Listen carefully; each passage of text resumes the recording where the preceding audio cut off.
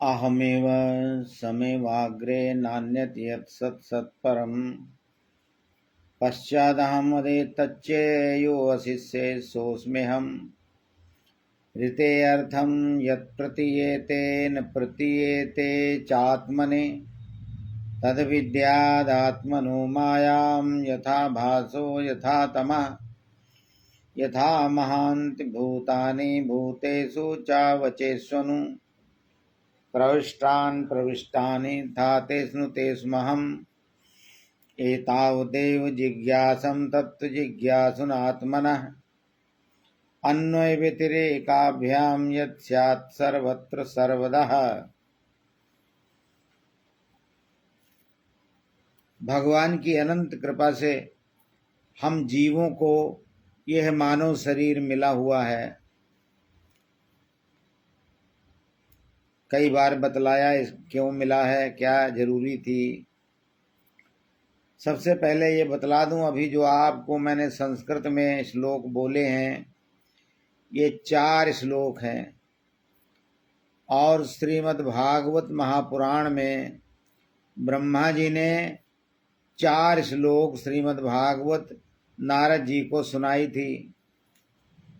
भगवान नारायण ने ब्रह्मा जी को, ब्रह्मा जी ने नारद जी को, ऐसे ही परंपरागत ये कथा सुनाते चले आए। 4 श्लोकी श्रीमद् भागवत महापुराण। इसमें साक्षात भगवान आत्मज्ञान, ब्रह्म ज्ञान, उस परमात्म तत्व की बात बतलाते हैं 4 श्लोकों में। इन्हीं 4 श्लोकों की व्याख्या सुखदेव जी महाराज ने की है। उसी के 18,000 श्लोक बन गए। तो मैं अब शुरू किया है मैंने ये, मैं जो 4 श्लोक की भागवत मैं जो बोल देता हूँ, इससे लाभ ये है कि चाहे समझ में आए चाहे ना आए, लेकिन ये 4 श्लोक की जो श्रीमद् भागवत महापुराण है ये सुनने को मिल जाए। जो भी मेरे ये विचार सुनता है उसको रोजाना ये वो संपूर्ण श्रीमद् भागवत सुनने को मिल जाती है 4 श्लोकों में। कानों में तो पड़ जाती है ना। तो इसलिए मैंने ये प्रारंभ में और वंदना करते थे, लेकिन फिर मैंने सोचा यही श्लोक 4 बोलने। तो बात चल रही थी कि भगवान की अनंत कृपा से मानव शरीर मिला है और यह जब तक है जीव के पास, कब तक है जीव को पता नहीं है। अहंकार को छोड़कर विचारवान बन के सोचना चाहिए कि यह शरीर जीव को हमको मिला है, लेकिन हमें यह पता नहीं है कि हमें कब तक मिला है, कब ले लिया जाएगा। तो देने वाले ने जब अपनी मर्जी से यह शरीर हमें दिया है जीवों को, तो अपनी मर्जी से वो ले लेगा। उसने ना कोई दिन बताया, ना तारीख बताई, ना टाइम बताया कि वो कब ले लेगा इसको।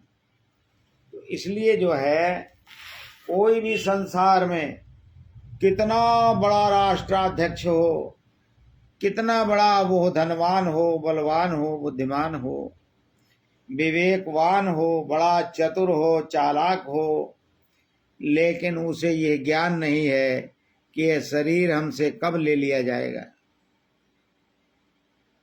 टाइम, तारीख, घड़ी कुछ पता नहीं है। तो फिर बहुत जल्दी करना चाहिए। इसके रहते रहते शरीर के उस परम तत्व का ज्ञान प्राप्त कर लेना चाहिए। मूल बात। अब आज का विषय थोड़ा सा हम छेड़ते हैं, थोड़ा सामाजिक बातें भी करते चलते हैं।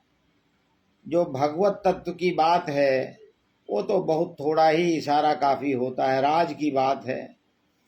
अंतःकरण पवित्र हो, प्रभु का भजन करे, प्रभु कृपा कर दें, सदगुरुदेव भगवान उपदेश करें और उसको ज्ञान हो जाए। ठीक है। तो ये तो बड़ा छोटा सा विषय है। वैसे तो बहुत लंबा विषय है, लेकिन फिर भी ये छोटा सा विषय है, थोड़े में ही ज्ञान हो सकता है। अंतःकरण पवित्र हो तो अंतःकरण पवित्र के लिए कीर्तन, भजन, सत्संग, जप, तप, मख, सम, दम, व्रत, दाना ये सब करना किया जाता है। तो अब हम सामाजिक थोड़ा विषय करते हैं कि बड़ा ही इस विषय में विरोधाभास है कि हमारी जो जातियां हैं इसके बारे में भगवान ने श्रीमद् भागवत गीता में बड़ा स्पष्ट कर दिया है, स्पष्ट किया है कि भाई चातुर्वर्ण्यम मया सृष्टम गुण कर्म विभाग सा, गुण कर्म विभाग सा। ये तो उन्होंने मोटा मोटा कह दिया है कि चारों वर्णों की व्यवस्था मैंने गुण और कर्मों को देख करके मैंने कर दिया, नाम पड़ गया। और विदेशी लोगों ने भी इसको व्यवसाय के रूप में बताया है। विदेशी विद्वान हुए हैं बहुत सारे, तो उन्होंने कहा भाई व्यवसाय के कारण जो है वो जाति बन जाती है। हार्वर्ड रिस्ले हुआ है एक विदेशी विचारवान, उसने कहा व्यवसाय के कारण जो है बन जाता है। और मजूमदार ने भी यही कहा है, ये भी बड़ा विचारक हुआ है। कार्वे नाम का, नेस्फील्ड नाम का, ये बड़े विद्वान हुए हैं सब, इन सब ने कहा है व्यवसाय ही जो है जात बनाता है। लेकिन ये तो व्यवहारिक बात हुई है कि व्यवसाय जाति बना देता है। जैसे कि कोई तेल बेचता है और ज़्यादा दिन तक वो तेल बेचता है तो लोग उसको तेली कहना शुरू कर देते हैं। वो नहीं लिखता है, वो ना तो अपने घर के बाहर लिख के लगाता है, ना अपना वो परिचय देता है कि मैं तेली हूँ। लेकिन चूंकि वो तेल बेचता है तो समाज के लोग ही उसकी जाति निर्धारित कर देते हैं कि भाई तेली आज आया नहीं, तेल बहुत अच्छा देता है। ऐसे ही धोबी, अगर कोई किसी के कपड़े ला करके धोता है, उसके पैसे लेता है, तो लोग उसकी जाति निर्धारित कर देते हैं और उसको कहते हैं ये धोबी है। ऐसे ही समस्त जातियां व्यवसाय करने वाले को जो पैसा देता लेता है, पैसे का ज़्यादा काम करता है और वो व्यवसाय करता है, तो उसको लोग बनिया कहने लगते हैं। और छत्री किसको कहते हैं? छत्री जो जुर्म के खिलाफ लड़ जाता है। कोई किसी के प्रति गलत कर रहा है और वो एक व्यक्ति ऐसा है जो खड़ा हो गया कि भाई ये गलत क्यों कर रहे हो, ये गलत हम होने नहीं देंगे, और अपने बल के द्वारा वो उस बुराई को रोकने की प्रयास करता है, तो उसको क्या कहते हैं? कहते हैं भाई क्षत्रिय हो गया। क्षत्रिय माने ये जुर्म को रोकता है और ये जो दलित है, जो शोषित है, जो कमजोर है, बलहीन है, दीन है, हीन है, ये उसकी रक्षा करता है। तो जो रक्षा करता है वो क्षत्रिय हो गया। लोगों ने उसका नाम जाति निर्धारित कर दी कि भाई वो क्षत्रिय है, रक्षा करता है। अब यहाँ पर बात आती है ब्राह्मण जाति की कि भाई ब्राह्मण कौन है। तो चातुर्वर्ण्यम मया सृष्टम गुण कर्म विभाग सा, ये तो भगवान ने कहा गुण और कर्मों को देख करके कि कर्म कौन सा कर रहा है उसकी जाति निर्धारित कर दी। और 18वें अध्याय में भी एक श्लोक आता है, ब्राह्मण क्षत्रिय विषाम शूद्राणाम च परंतपा कर्माणि प्रभुभक्तानि स्वभाव प्रभुवैर गुणे। ब्राह्मण क्षत्रिय वैश्य शूद्राणाम च परंतपा, हे परंतप, हे अर्जुन, कर्माणि प्रभुभक्तानि, कर्म देखे उसके कि क्या कर्म करता है, स्वभाव प्रभुवैर गुणे, उसका स्वभाव क्या है, कैसा स्वभाव है। अगर उसका सेवा करने का भाव है वो सबकी सेवा करता है, आज्ञा का पालन करता है, तो कहते भाई इसकी जातीय शूद्र है। जो व्यापार करता है, पैसे का लेन देन करता है, उसको कहते भाई ये बनिया है, ये पैसे का हिसाब किताब रखता है। तो कर्म देख करके जाति बता दी। अब यहाँ पर आता है ब्राह्मण के बारे में। तो दूसरे श्रीमद् भागवत गीता के दूसरे अध्याय का 46 नंबर श्लोक है। उसमें भगवान ने बतलाया, यावानर्थुत्पाने सर्वतः संप्लुतोदके तावान सर्वेषु वेदेषु ब्राह्मणस्य विजानतः। ब्राह्मणस्य विजानतः। भगवान कहते हैं अर्जुन सुनो, तुम ब्राह्मण हो जाओ, क्षत्रिय हो तुम, लेकिन तुमको ब्राह्मण होना पड़ेगा, तभी तुम जो है तुम्हारे अंदर ये मरने जीने का जो सिलसिला है ये खत्म हो जाएगा। जैसे तुम कह रहे हो कि हम मारेंगे, हम नहीं मारेंगे, हम युद्ध नहीं करेंगे, तो ये जो तुम्हारे विरोधाभास है अर्जुन, ये तुम्हारा विरोधाभास तभी समाप्त होगा, तभी खत्म होगा जब तुम्हें ज्ञान हो जाएगा। क्या ज्ञान हो जाएगा? ब्रह्म का ज्ञान हो जाएगा। ब्राह्मण से विजानतः, ब्रह्म का तुमको जब ज्ञान हो जाएगा, तत्व का ज्ञान हो जाएगा।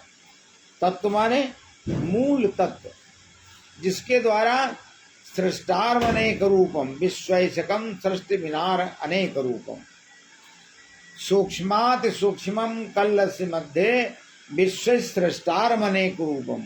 वो अति सूक्ष्म जो तत्व है जिसके द्वारा ये ब्रह्मांड का निर्माण होता है, शरीर का निर्माण होता है, उसको जानना, जो जान जाता है, उस राज को जो पहचान जाता है, वो ब्राह्मण हो जाता है।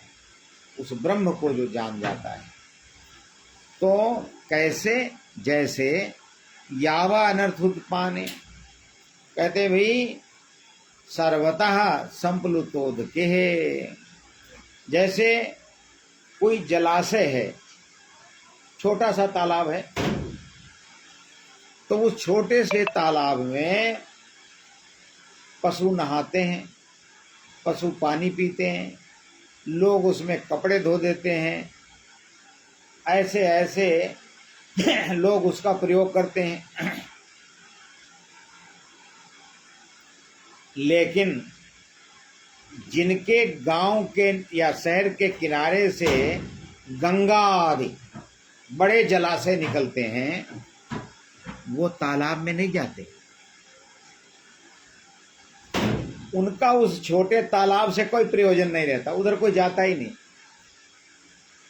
उस छोटे जलाशय में कोई नहीं जाता, सब उस बड़े जलाशय में जाते हैं। संप्लुतोदके सर्वतः, संप्लुतोदके माने बड़ा जलाशय, अपार जल जिसमें भरा हुआ है, बह रहा है। जब वो प्राप्त हो गया तो छोटे जलाशय की इच्छा समाप्त हो गई, उसकी परवाह नहीं करता, उसमें कोई जाता ही नहीं। देखो ना, सब लोग भागे रहते हैं, चलो गंगा में, चलो गंगा में, चलो गंगा सागर चलो, उससे भी बड़े जाते हैं भाई। गंगा सागर माने गंगा से भी बड़ा, जहाँ गंगा समुद्र में मिल गई, चलो वहाँ चलते हैं। बड़े जलाशय की खोज में जाते हैं, अच्छा लगता है। छोटे जलाशय से मन भरता नहीं है, तो बड़े जलाशय में चले जाते हैं। ऐसे ही अस्ति विजानतः ब्राह्मणस्य सर्वेषु वेदेषु, ऐसे ही उस परम तत्व को जान लेने के बाद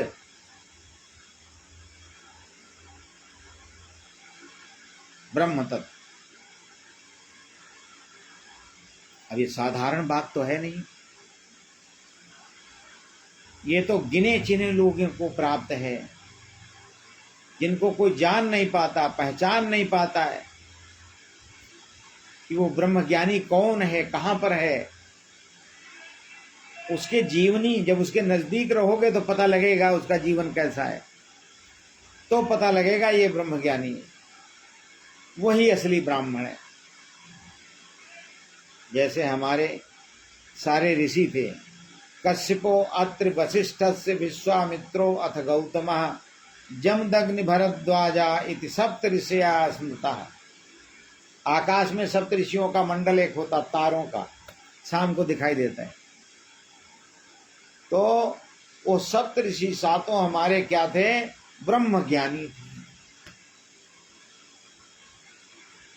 ब्रह्म को जानने वाले थे। ब्रह्म क्या है, वो ब्रह्म तत्व क्या है, उसको पहचानते थे वो, तो असली ब्राह्मण थे। ऐसे ही बीच बीच में करोड़ों लोगों में कहीं एक आध कोई ब्रह्मज्ञानी होते हैं। उनके अंदर भेद नहीं होता है, अपना पराया नहीं होता है, और किसी प्रकार का घृणा नहीं होती है कि ये छोटी जाति का है, इसके घर में नहीं खाना है, या इसके साथ नहीं बैठना है, या इसको छूना नहीं है, ये छोटा मैं बड़ा, ये ऐसा ये वैसा, ये सब खत्म हो जाता है। और सुख दुख का भी वो अनुभव नहीं करता। करता तो है, सुख दुख होते तो हैं, लेकिन उसमें वो न दुखी होता है और न सुख मिलने पर सुखी होता है। इसलिए वो जो ब्रह्मज्ञानी है वो पूर्ण हो जाता। भगवान अर्जुन को कहते हैं, तू ब्राह्मण से विजानता, तू इस ब्रह्म तत्व को जान ले। क्योंकि जब तू ब्रह्म तत्व को जान लेगा तो क्या होगा, ये जो तू कह रहा है ना कि हम द्रोणाचार्य, कृपाचार्य, भीष्म पितामह से लड़ेंगे नहीं, हम इनको मारेंगे नहीं, तो तेरे अंदर मारने की भावना अभी है।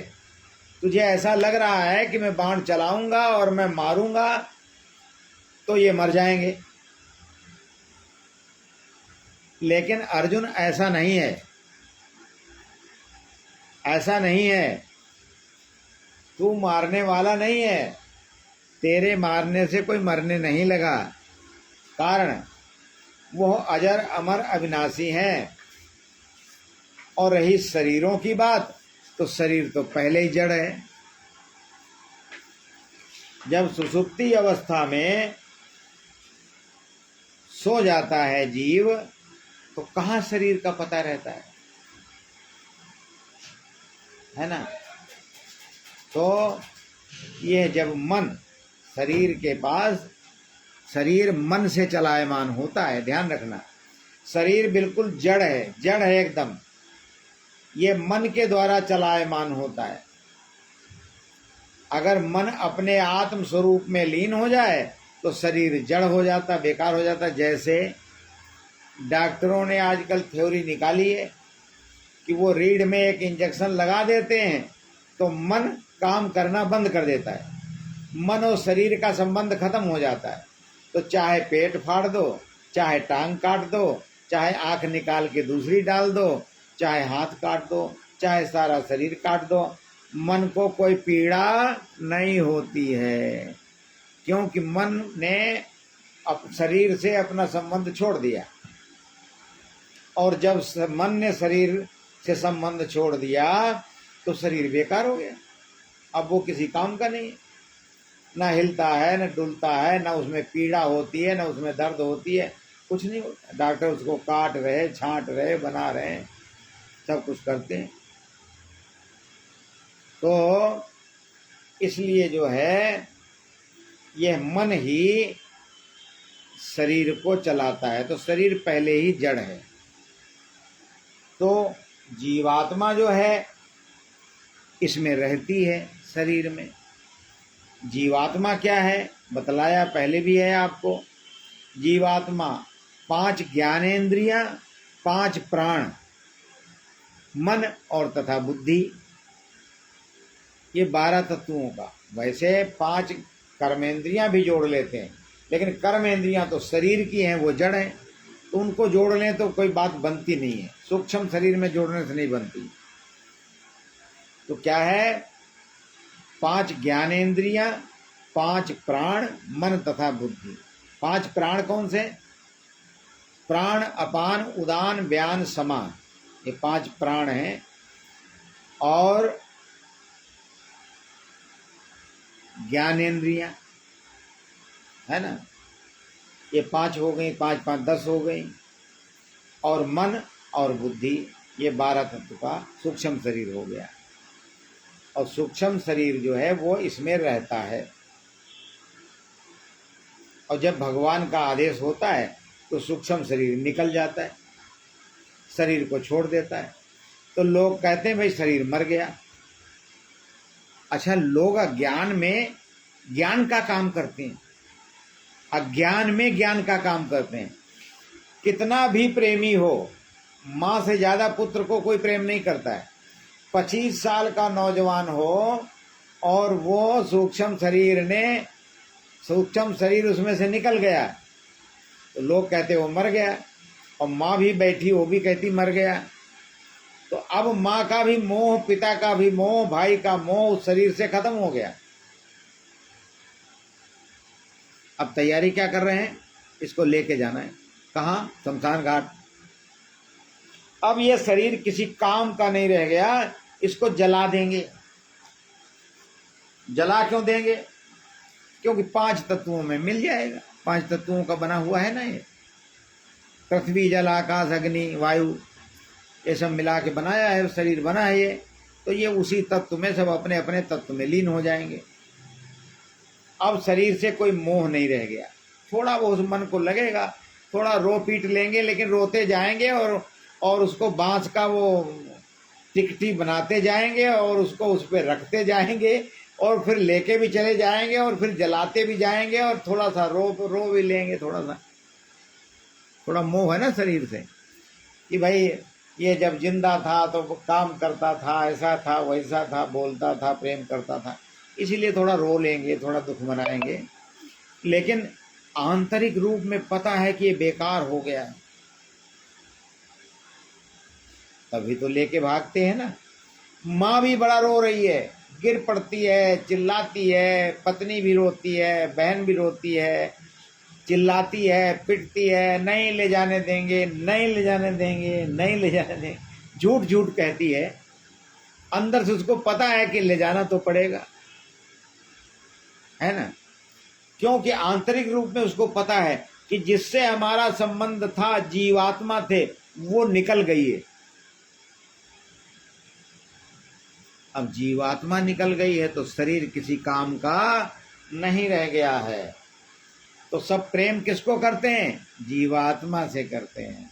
शरीर से कोई प्रेम करता नहीं है। लगता है, बातें जब करते हैं, अरे भाई आपको तो क्या बात है, आपको देखा नहीं यार, इतने दिन मिले नहीं, तो बड़ा मन आप में लगा था, आपको तो हम बहुत प्रेम करते हैं। सारी बातें झूठी,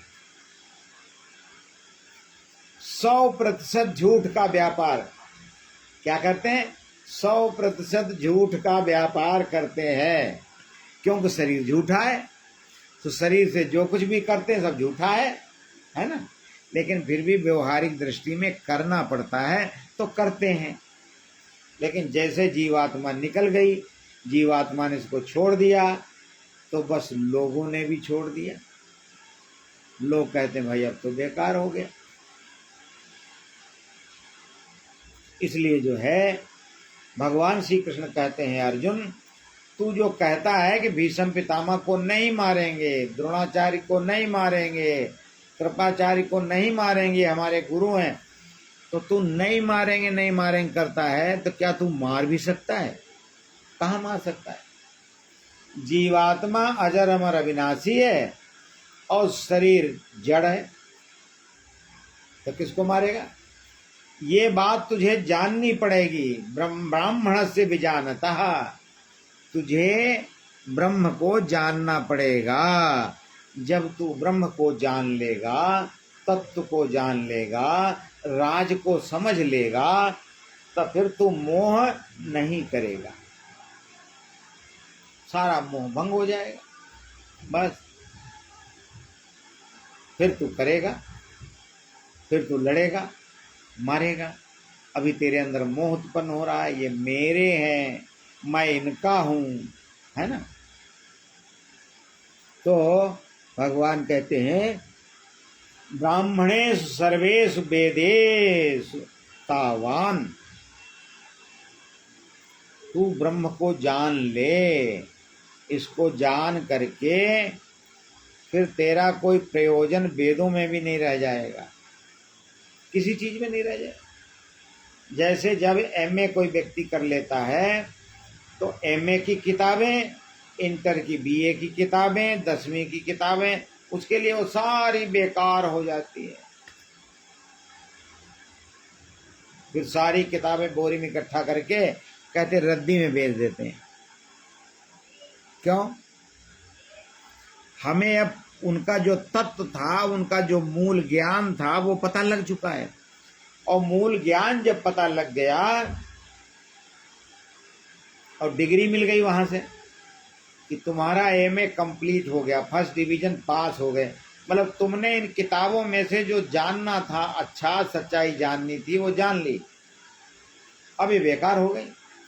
ऐसे ही ब्रह्मज्ञानी महापुरुष के लिए 18 पुराण, 6 शास्त्र, सारी स्मृतियां, चारों वेद सब वैसे बेकार हो जाते हैं जैसे जीवात्मा निकल जाने पर शरीर बेकार हो जाता है।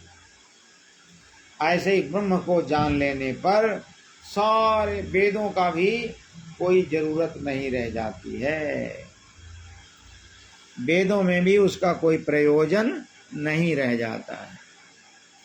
इसलिए जो है अर्जुन, तू ब्रह्मज्ञानी बन, क्योंकि असली जो ब्राह्मण है वो ब्रह्म को जानने वाला है, लेकिन वो अति दुर्लभ है।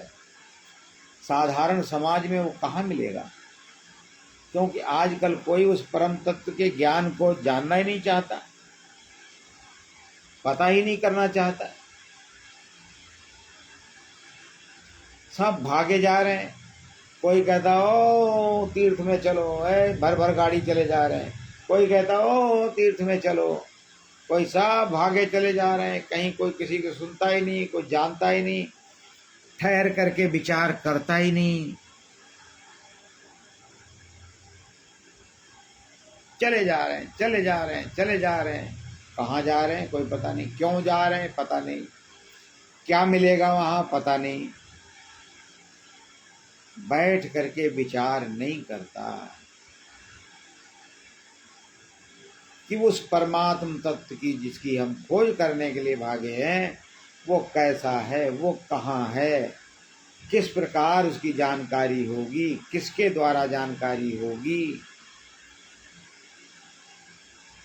यह सारी जानकारी करनी चाहिए और इसी मानव जीवन में कर लेनी चाहिए।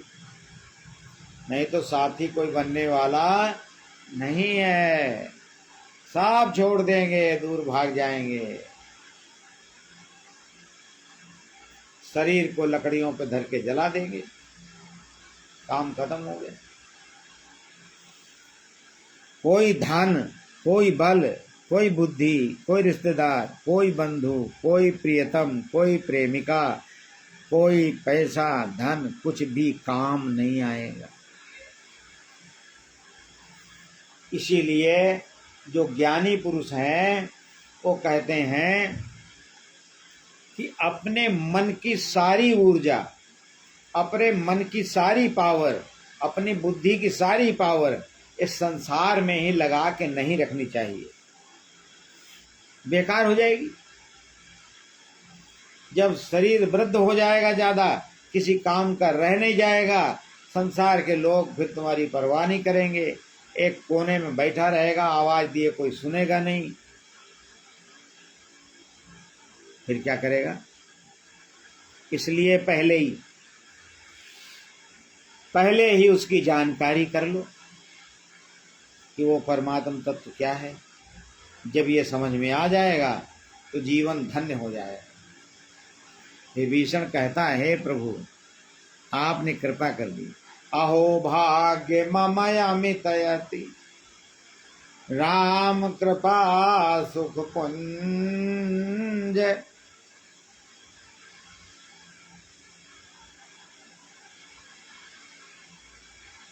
हे भगवान आपने हृदय से लगा लिया, मतलब आपने अपनी जानकारी मुझे दे दी।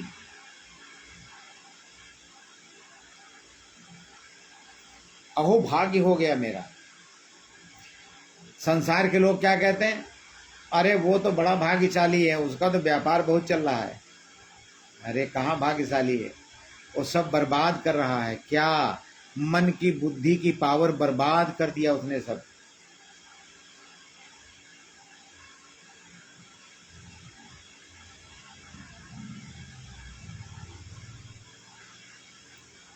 तो संसार को पा करके भाग्यवान बन रहा है, नहीं।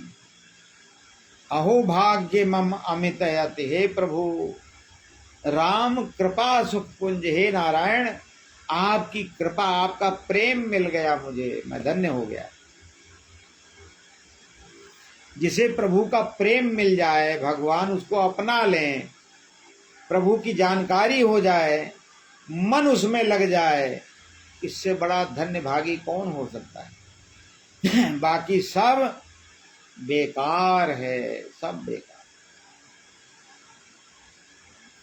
सारे भूमंडल का, एक देश का राजा नहीं, सारे भूमंडल का राजा बन जाए, फिर स्वर्गलोक का भी बन जाए, इंद्र बन जाए, ब्रह्मा बन जाए, सब बेकार है। कारण उनकी भी समय सीमा है, समय आएगा तो बेकार हो गया। इसलिए प्रभु के प्रेम में रंग जाए मन, प्रभु के प्रेम में मन जब रंग जाए तब जीवन धन्य हो जाए। तो जातीयवाद क्या है, स्वभाव गुण और कर्मों के द्वारा पहचानी जाती है कि इसकी ये जाति है ना। इसीलिए रविदास जी समाज की दृष्टि में कहने को वो चर्मकार जाति के थे, है ना। बूट वगैरह जूते वगैरह गांठ लगाते थे, सही करते थे। लेकिन उनके शिष्य कौन थे, बड़े बड़े राजा लोग। मीरा जी भी उनकी शिष्या थी, कारण वो ज्ञानी थे। ये वाले कर्म की कोई वैल्यू नहीं थी, उनका मन जहां लगा हुआ था उसकी वैल्यू थी, है ना। एक बार बतलाते हैं, गोरखनाथ जी महाराज निकल रहे थे, पता लगा संत जी यहाँ रहते हैं इधर। उन्होंने कहा चलो संतों के दर्शन कर लें। उनका भी बड़ा नाम अपनी जगह पर बड़ा मशहूर था। तो देखा वो छोटी सी दुकान लगी है और वो पात्र रखा था, उसमें चमड़ा भिगो रहे थे। भिगो के फिर उसको, वो लोहे का होता, उस पर रख के उसको कीले लगा रहे थे। जाग खड़े हो गए, महाराज जी ने प्रणाम किया, आओ महाराज बैठो, आसन दिया।